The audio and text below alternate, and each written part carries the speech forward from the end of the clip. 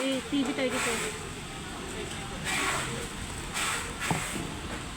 Parang nakapunta tayo ng TV, lahat 50% puro basag yung natin. Oo, bihira lang yung hindi basag eh. Baliktad kasi, ang monitor nila yung may stylus. Tapos ito wala. Ito na pag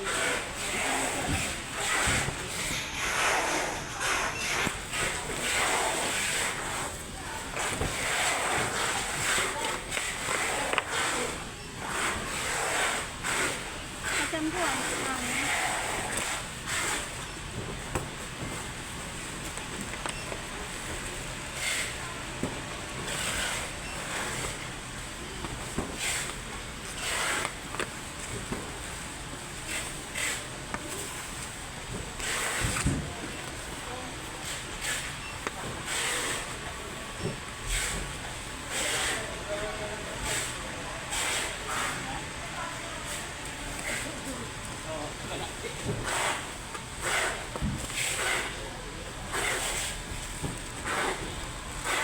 Dapat kasi sa mall to.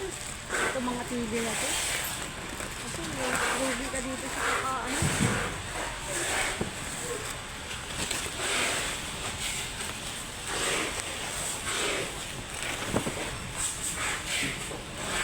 Pagod na ako magbalot ng mga TV, tiyan. Pagod na ako mag-evidence ng mga TV. As in. Ako rin, di ba? Grabe, mga TV ngayon, basag lahat eh. Hindi kasi nila naintindihan ito. Kala nila kasi kami ko na Kapit na lang rin. Pagod na rin kasi. Mahirap. Bigat-bigat ito.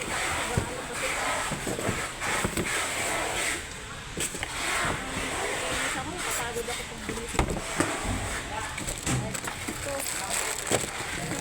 Dapat kasi nilalakad ako kapag Sir, 6589. Hindi, dandahan lang. Baka hindi yan basag ata eh. takot eh. Kapay na naman. Babalutin na naman. Okay.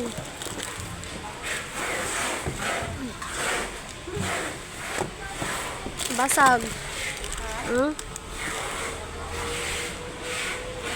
Dito oh. Hindi basag sa kanila doon, pero pag siyempre hinahagis-hagis na yan ng diba? Ito na naman. Sinasabi ko sa'yo. Basag talaga siya oh. Dito pa lang sa gilid oh. Alam mo na basag siya. Pangit kasi. Hindi mo pala abutan yung titita inches.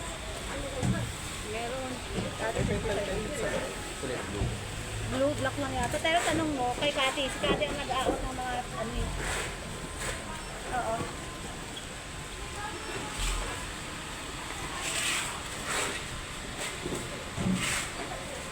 Ayun. Ano siguro? Grabe yung ano dito oh. Impact niya dito. Tayo. Diba? Walang to eh. Walang tawag ito. Walang styro sa gitna.